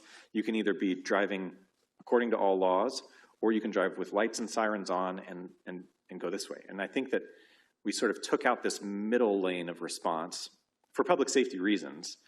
But I think the effect was that there were maybe some calls that in 2024 officers would have turned their lights on and went and gone to, but in 2025 they just left their lights off and they drove, according to laws. I think that's probably what's going on there. Because the other numbers aren't really moving very much. And so that's what I can imagine there. For the most part, our responses, our response times are pretty level. Just a few more stats. I put up here like theft, domestic violence, and collisions. Just to show like when I think about the work that the police department's doing in Woodinville, it's kind of those 3 buckets is what our officers are out there doing all this time. And so I think just kind of seeing what those numbers are doing gives you a sense of kind of what as far as the call response that we're doing. Some of those other stats show kind of a comparison there between dispatched calls for service and police on views that show that, that more times than we're being called by 911 or people are calling 911, we have officers out there that are, on viewing traffic stops and business checks and suspicious person contacts and things like that. So I appreciate that they still have a posture of getting out of the office and going and finding work to be done. And then, one thing I didn't throw up on here, but just kind of thinking about calls for service, is we've also seen an increase in alternative call handling that's drawn out in that stat report. Alternative call handling is online reports that someone can make instead of calling 911 about something. That's been an option that we've had for many years, and we continue to kind of look for ways to encourage people to utilize that, and we've kind of seen a big jump in that over this last year, which I think is a good thing. It doesn't mean that they don't get investigated, and we still assign some of those cases for follow-up. But it's an option. It may be that there's some people that don't feel like they want to call 911, and this gives them an opportunity to report something they wouldn't have otherwise. Or it might be an opportunity for someone to do an online report that's not immediate, that relieves our officers from having to go to a 911 call that does tie them up. So I think there's some benefit in seeing that number go up.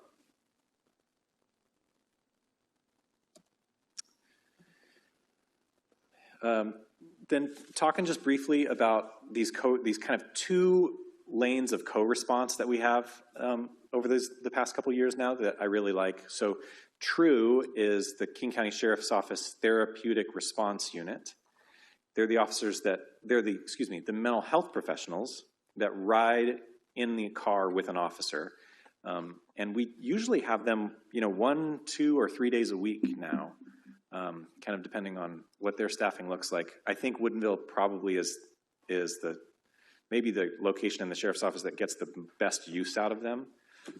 They just really like us, and so they come out a lot. And we've got officers that they like riding with.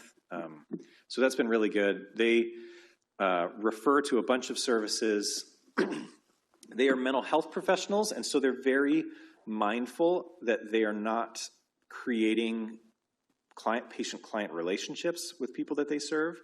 So they're there to kind of do, immediate care and assessment and then bridge them to something else. And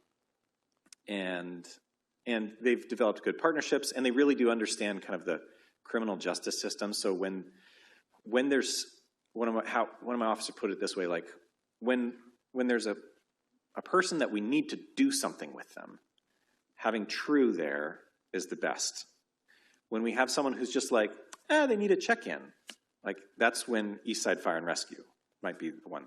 So it's kind of interesting to see how those two things work. So CORE is the other thing. That's Eastside Fire and Rescue's co-response program. CORE's shifting their name to Mobile Integrated Health over this next few months. So you may start hearing that. That's more of an industry standard term for what they do. And so that unit is social workers and firefighters that are providing coordinated care for really like almost any kind of need, right? It's really low barrier.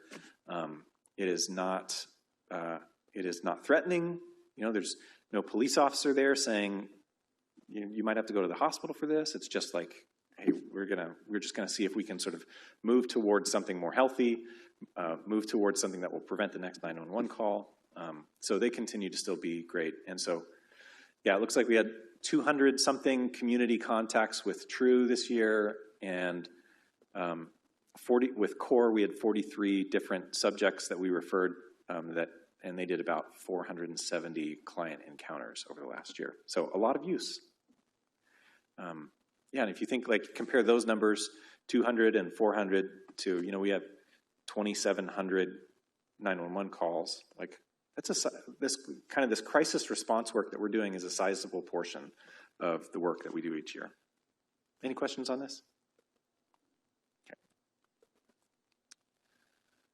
Okay. Lastly is just thinking about the sort of community engagement stuff that we can do. I feel like I could do entire presentations on this every year. And so it's really just a snapshot of probably the things that you already know, which is that we are engaged, doing sort of the retail theft and kind of criminal justice related types of community engagement.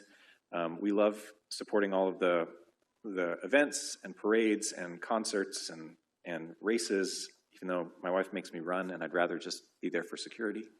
And Shop with the Cop. Shop with the Cop continues to be great. So we just continue to still love doing all of these things. So any questions? Councilmember Millman. Thanks, Chief. I wanted to say that really appreciate your work here in Woodinville. I think I told you early on that I have a past history of in public service. If you're going to step up, be a leader, I have expectations that if you're going to step up for that, you do a good job. And we've been very lucky to have you and other leaders in the city, and as well as the fire department, great leadership.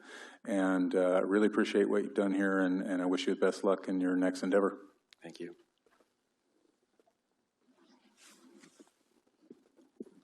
Deputy Mayor. So if these numbers look worse next year, what are our options to have you return? Yeah, right. Yeah, I was saying, like, I think this is a good time for me to get out. Like, do the Jerry Seinfeld and just leave when it's good. Yeah.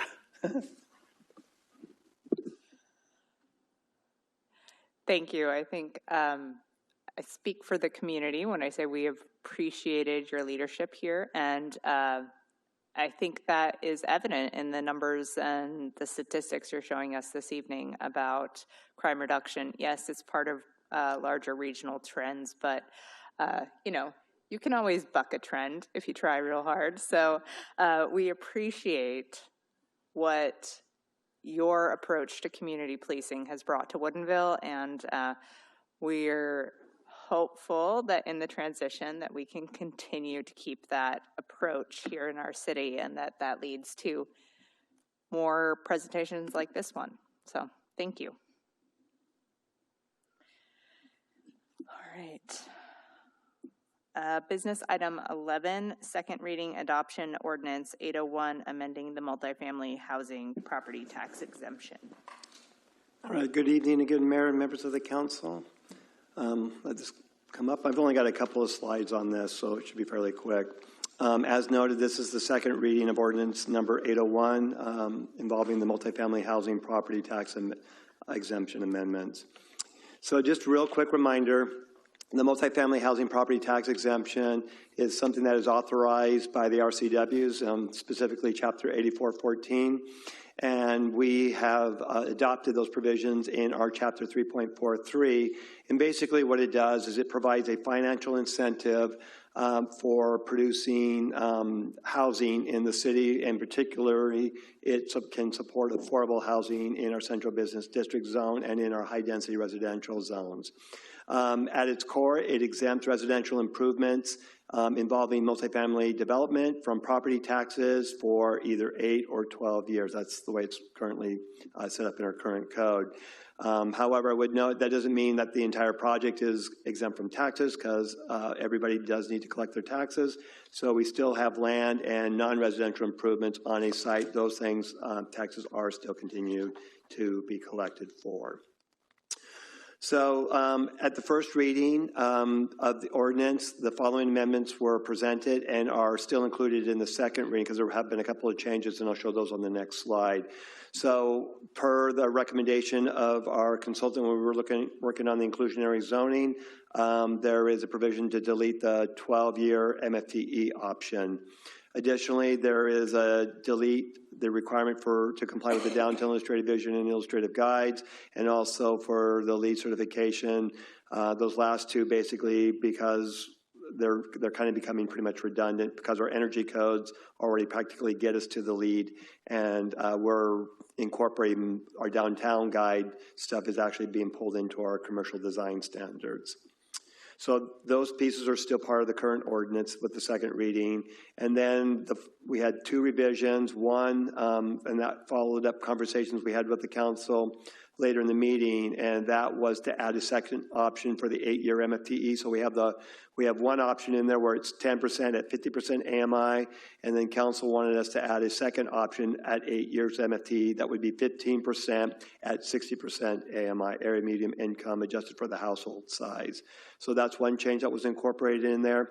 And then the other change that we have in there, there was a provision in there about removing or about having the city manager approve the MFTE with oversight by the city council. But in your second reading of this is being proposed to be removed. So essentially what it would do is leave that section as is. So city council would be required to approve all MFTE contracts. And so that's it in a nutshell. Happy to answer any questions. And there's a proposed motion for you. Any questions? I move to pass the second reading and adopt ordinance number 801, amending the multifamily property tax exemption regulations in Chapter 3.43 in Woodinville Municipal Code as presented. Second. Motion and a second. Maker of the motion. Since this is a second reading, I don't have a lot to say here. I am curious if, from the previous reading, if everybody had their questions answered, though.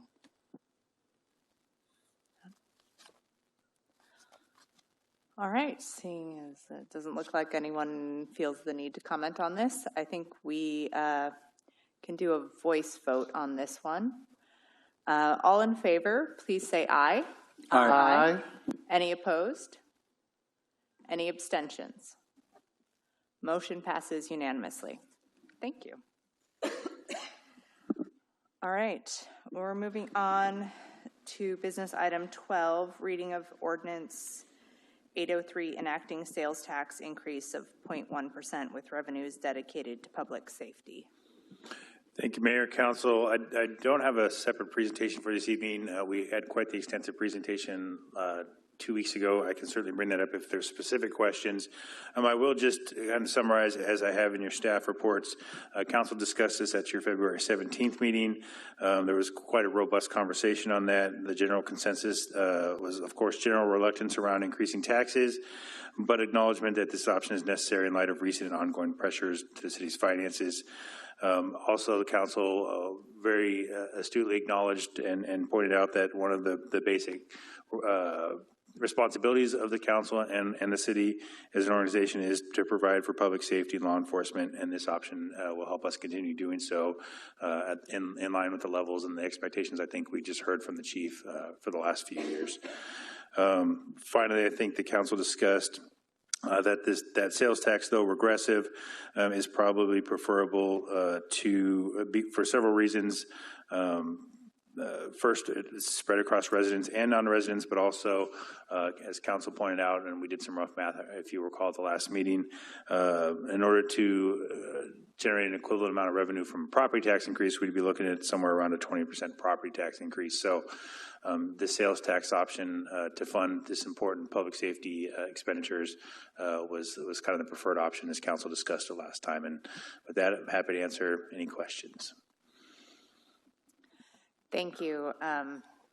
Yeah, I will just reiterate general, not fun to increase taxes, but I think especially in light of the presentation we just saw about crime in the city and how well our law enforcement is doing at engaging with our community, at providing alternative responses, at all of those things, reducing crime in the city. I think it's really important that we find ways to continue to fund and support that service so that we're not having to look at rolling back some of the things that we've implemented to get to this successful location we're at today.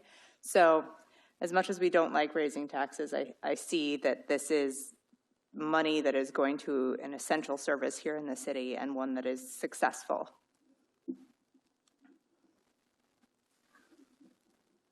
Councilmember Millman. Yeah, I was thinking a lot about this and some other kind of semi-related issues. You know, if you look back on the chart that we had, our costs for law enforcement in the city has been going up a lot. And some of that's really systemic in that I think every year Mr. Fritz comes and he says, yeah, we budgeted for 8.2% healthcare, right? And at 8.2%, that means those costs for healthcare are going to double every 8-point-something years.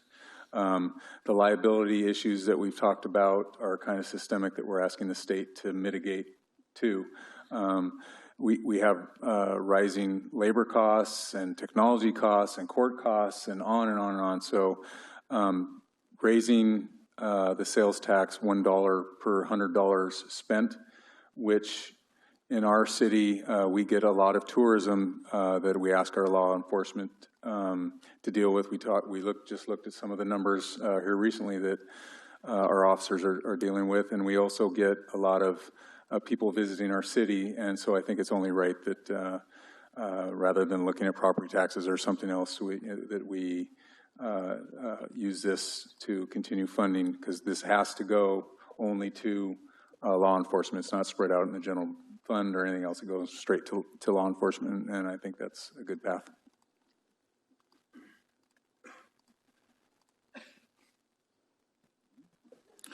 I moved fast first reading of ordinance number 803, enacting a sales and use tax of 1/10 of 1% as authorized by RCW 2.14.345 to be dedicated to public safety purposes, and authorize the city manager to take such actions as necessary to effectuate such action.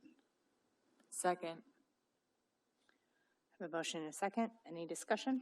All we can really do here is echo what Councilmember Millman and Mayor Arndt put forward, and that is, this is going towards safety in our city, and a lot of the enforcement that we saw was definitely going to be supported by bringing this sales tax across, and by putting it into that bucket, we'll be able to continue our high level of service and hopefully increase across the board as we go forward.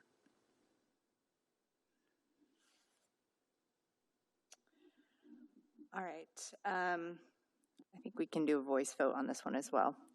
All in favor, please say aye. Aye. Any opposed? Any abstentions? Seeing none, motion passes unanimously. All right. Business item 13, amending council rules of procedure. Thank you, Mayor, Council. Again, I don't have a presentation this evening. This is the start of a conversation. How long that conversation is entirely dependent on council. But this, so in your council rules, currently Resolution 639, if I recall correctly, there is a provision that requires the council review their council rules every 2 years following the seating of a new council after an election. So that's now. In your staff report, in past years, we've had sometimes a laundry list of items to discuss. The only one that's presented in your staff report this evening is a result of some conversations with individual council members in the last few months about wanting to standardize the appointment process for our various commissions. So you can see I've kind of outlined some recommended changes there, though if council wants to pursue that, then we would need to take some additional actions on some of our other code provisions, which we can prepare and bring forward. But the idea, in just real quick summary, that is across our 3 different commissions, we have 2 different processes for appointing members when there's vacancies on those commissions. I believe one of them is, if I recall correctly, one of them is appointed by the mayor, confirmed by council. The 2 others are appointed by, or selected or appointed by council directly. So in order to standardize that, we'll need to make some modifications to at least one of those commissions' code provisions. But that would then, we have one standard process for how council interviews, motions, and approves filling those vacancies. And then, of course, if there's any other changes, obviously we won't be prepared to write those up and take action this evening, but would be happy to entertain those and try to formulate language to address those concerns if there are any others that need to be looked at.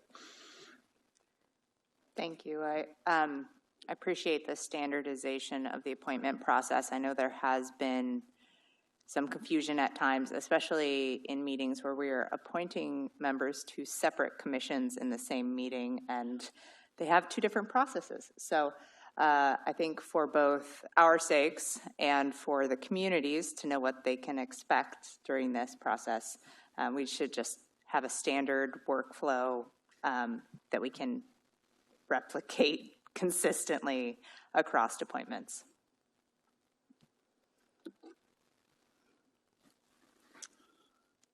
Deputy Mayor?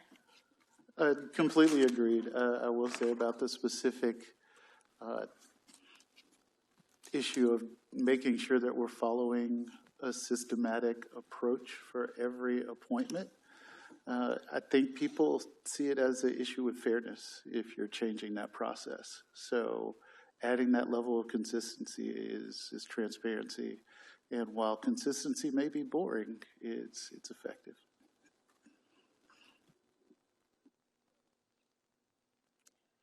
Any other suggestions of rule changes? Dress codes? Anything? All right, I don't see a desire to change anything else at this time. That's a fantastic answer. And so With that, I can certainly bring a resolution back incorporating just this one change at your future council meeting. Deputy Mayor.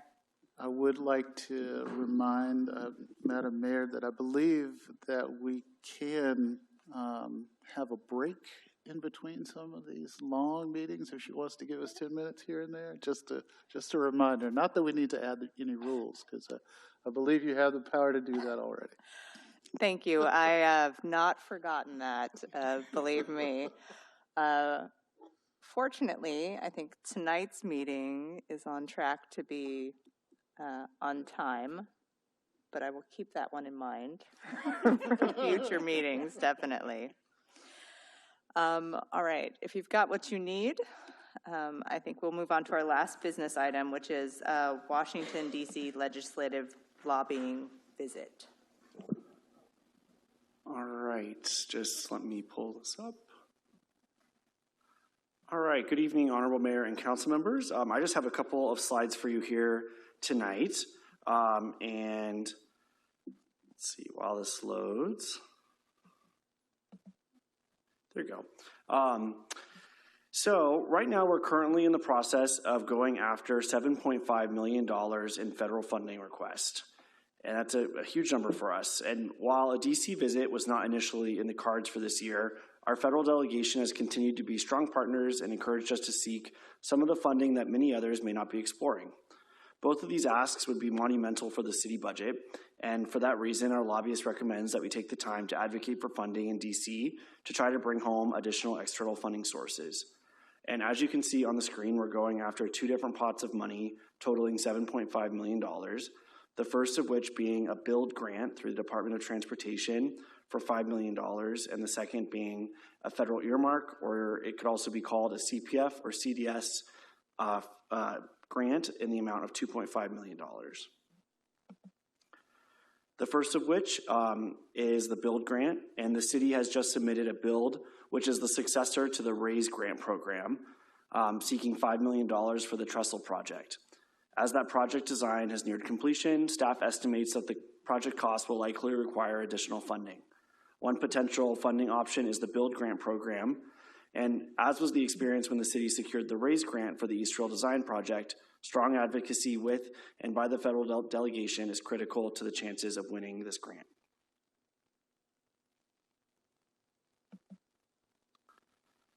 In addition, late last week, we learned that the application for the federal earmark process would be open for only 1 week. I've been working with our federal lobbyists to get the materials completed. We've contacted over 75 community organizations, including 6 tribal nations, asking for support since then. We've already received letters of support for the federal earmark funding from Senator Dingra, Mountains to Sound Greenway Trust, King County Flood Control District, and many others are in the works. We're hoping to have about 15 by the time the week ends. Brandon and I have been meeting with the staff from our federal delegation to discuss the project and answer any questions they may have. But this is seeking $2.5 million to complete the 134th culvert and the design phase of the 195th culvert. Previously, we were awarded $850,000, which was about a third of the funding request that we were looking for. And this would be go back and seek the remainder of that balance. Dates for a DC trip are tentatively scheduled for April 22nd through April 24th. And we believe a DC visit would help our chances of securing one or both of these funding sources. There is a motion on the screen, and Brandon and I are happy to answer any questions that you might have.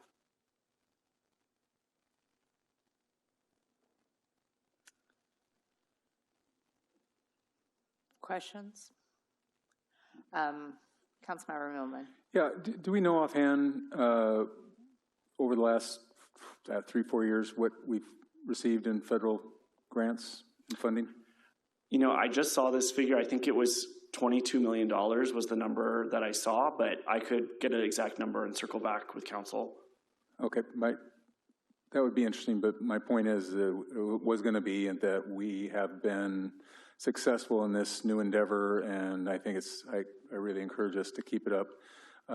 Even in years that you're not successful, you keep Woodinville in our delegation's mind, so for the next time, and sometimes if you're not successful on the first try, you can you can typically get a better shot the next time. So I think it's important that we continue this process. Councilmember Evans. Yeah, I agree. I think these relationships are really important. I do have a question. Did the RAISE grant go away and the build is replacing it, or, okay. Every presidential administration rebrands it. So it was, ironically, it was billed before it was raised, and now it's. Oh, no, but we got a RAISE grant. Oh, yeah, $5 million. yes, we still have the raise grant. Okay, so Yes. this would be an addition. Yeah, the raise grant's for the planning of the East Rail Corridor. The build grant, it would be for the trestle project specifically. Okay, thank you. So, one is planning, one's construction. Okay, and then I just want to put it out there. I think that it makes good sense to have the mayor and deputy mayor go as the representatives of the council. So unless they want to opt out, that's who I would nominate.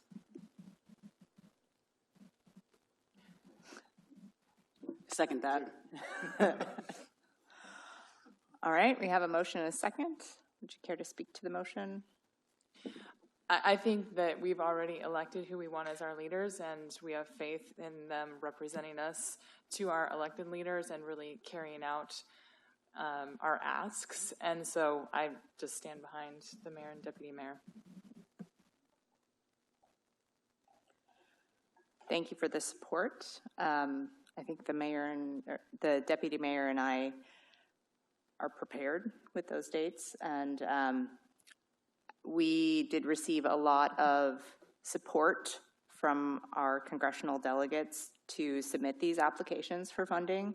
So I am very encouraged with that. And as Councilmember Millman stated, even if we are not successful to the degree we want this year, I think it puts us in a better position to come back in future years and just build relationships and continue to get funding support for the projects here in Woodinville. Seeing Deputy Mayor. Yeah, I just wanted to say that this is probably going to be a year that there's not going to be a lot of requests, just given the current state of thing, the existing zeitgeist.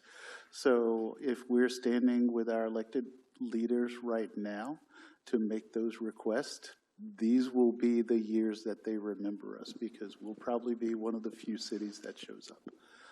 So I think that that's a benefit to us, and we've already paid for the lobbyist, so let's go ahead and get the additional funding. I'll add, Deputy Mayor, I think you're right without knowing you were right. If I understand correctly, there was one build grant application submitted from Del Benny's district, and it was ours. So I think you're exactly right. There's a lot of entities and organizations that are sitting this out for the next year or so, and we're going to keep our foot on the gas. Councilmember Millman. Yeah, I think that's good for the long haul and staying in front. We built these relationships over the last 4 years. In fact, this council was the first to hire a federal lobbyist and start that process. And appreciation to everybody who does it, because it's 3 days of a grind. It's transporting there and getting set in, and then an all day long meeting after meeting after meeting after meeting. And it's a grind. So I appreciate that, and I think this public appreciates it too. You're supposed to tell them that after that we vote on something. All right. I think we can do a voice vote on this. All in favor, please say aye. Aye. Aye. Any opposed? Any abstentions? Hearing none, motion passes unanimously. And that brings us to public comment.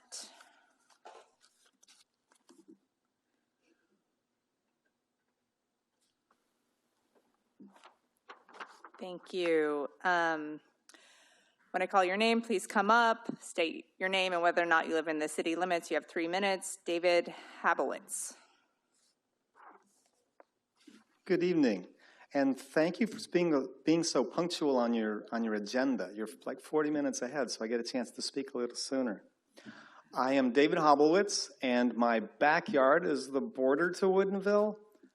But I do own a Basset, and you may remember Freddie the Basset, my previous Basset, who was actually the mascot of Woodinville. So hopefully that'll count for something this evening. I wanted to talk about the boat launch over at Wilmot Park. I'm out there using that monthly, if not weekly, year-round, and so I've become very familiar with that, as well as the wildlife and everything that's there and the usage of it. I saw in your plans, while there isn't details, it does show a picture of a concrete boat ramp. And I'm hoping that's not what the thought is, but knowing what's going on there, and just to be in front of this, concrete and a fiberglass kayak do not go well together, so you know. And the best surface that you can have is actually the natural sediment, the river sedimentation, which will always be there, so you'll never get rid of that. And I think the other concern is the goose poop. And whatever you do with concrete isn't going to take care of that either.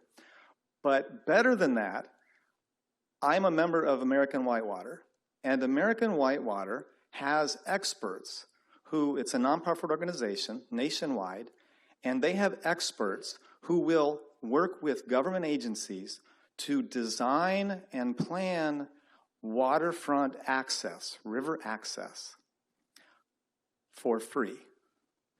And, oh, did I mention, their expert, their resident expert on American Whitewater is Thomas O'Keefe, and he happens to live, now American Whitewater is a nationwide organization, he happens to live right here in King County. So if I may encourage you, I have actually provided the information, and I'm happy to provide it again on how to reach out to him. I've already shared I've shared with Thomas about what you're doing, and he's already ready to give information to help you with the design of that. So hopefully we're not too late in the process to get them involved, because this is what they do, and they do a fantastic job. And they can help you do it both what is best for SUPs and kayaks and canoes, as well as what is probably going to save you the most money you'll get out of the deal. So take that, if you will, and you have my contact info. Thank you. I did see an email come in later this afternoon with that information. I appreciate you stepping up and providing it to the council and the city. Great, thanks. All right. Report of city manager. Thank you, Mayor, Council. 2 items briefly this evening. First, we do have a vacancy on our Planning Commission with an upcoming resignation. I believe that's effective the 13th. We have went ahead and started advertising for that vacancy. Applicants can apply through the 30th, and then we are tentatively anticipating interviews before council on April 7th. So that should be out there. If you need more information, don't hesitate to reach out. We'll get you pointed in the right direction. And then also, I know this is a project that council has an interest in. Our 124 sidewalk project is out to bid officially as of this week. Those bids closed March 23rd, so we'll be anxiously awaiting that and hopefully awarding a contract as well on the April 7th council meeting. Thank you, Madam Mayor. Thank you. Reports of council members. Councilmember Evans. Thank you.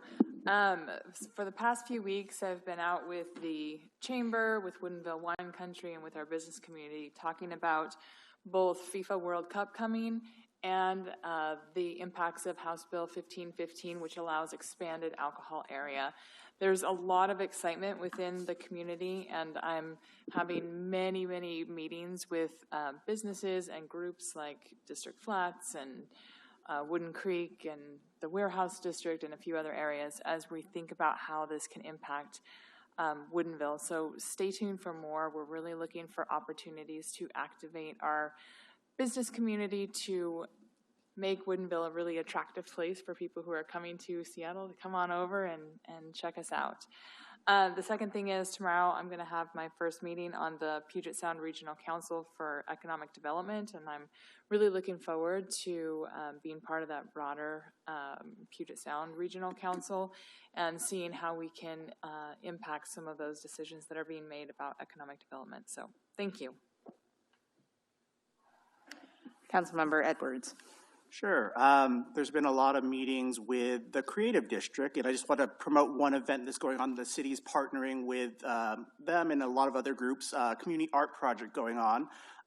It's going to take place on the fence at Green Partners Properties. They volunteer that space to use for this project. There's going to be a mural there to celebrate Woodinville becoming a bee city, where residents can get a little plank, they're calling it, but it's something they can take home, paint it, and bring it back to add to the mural. There'll be a sign like Councilmember Evans was wanting. It's a temporary sign that talks about a B City designation, what that means, along with a sign with the project, then the community art project, which will be there on the Earth Day celebration. So that'll be the due date for people to submit those. And there'll be a big community project on that fence right now that's kind of vacant. So it'll be something nice to look at and get the community involved. So just want to promote that because they are open now. If you want a panel, you can pick it up at Crown Bees. I believe it's between Monday through Friday through 1 through 4. You'll want to look that up, but that is, I believe, what it is. And a deadline of April 3rd, I believe, to return the panels. Deputy Mayor Randolph. Nothing this evening, thanks. Councilmember Wise. I have nothing, thank you. Councilmember Millman. Yeah, I just wanted to add what Councilmember Edwards talked that Sunday we painted 400 of these boards, or 4-foot high boards. And I'd like to give a shout out to a couple groups that helped. So the Pollinator group was there, Woodinville Rotary was there, the Creative District was there. Dave at Crown Bees was one of the lead on this, and all of the material, paint, boards, everything was paid for by Green Partners. And McClendon's gave a good discount on all the lumber. But yeah, we painted 400 boards, and I think the plan is to get them out into the community. I suggested the Woodinville Arts Alliance and Junior Arts Alliance get involved because I have no skills whatsoever to paint anything. So, and then they hired somebody to do the urethane or whatever they're going to spray over it for the weather. And then I think the plan is at some point you're going to be drilling holes in them so they can attach to the fence. And then I think that's going on Earth Day. So there's going to be times I'll let anybody know, times for people to volunteer if they want to get involved in that. Thank you. Councilmember Taylor. Nothing tonight. Thank you. So last week I had the opportunity to fill in as the liaison to the Public Spaces Commission, and their discussion centered around the water feature, which was in the development agreement that we discussed this evening, and potential iterations of that and what it could look like. There was a lot of excitement both from the commission itself and from community members who were joining the meeting and weighing in on that subject. So it was a very exciting time for the commission. This is a feature that they have been very interested in bringing to the city for many years. And so I just want to highlight that we didn't spend any time in our meeting discussing that during that business item, but it was before the Public Spaces Commission, and they really gave it some in-depth thought into what would our community benefit from most here. And that's it this evening. Motion to adjourn? Meeting adjourned.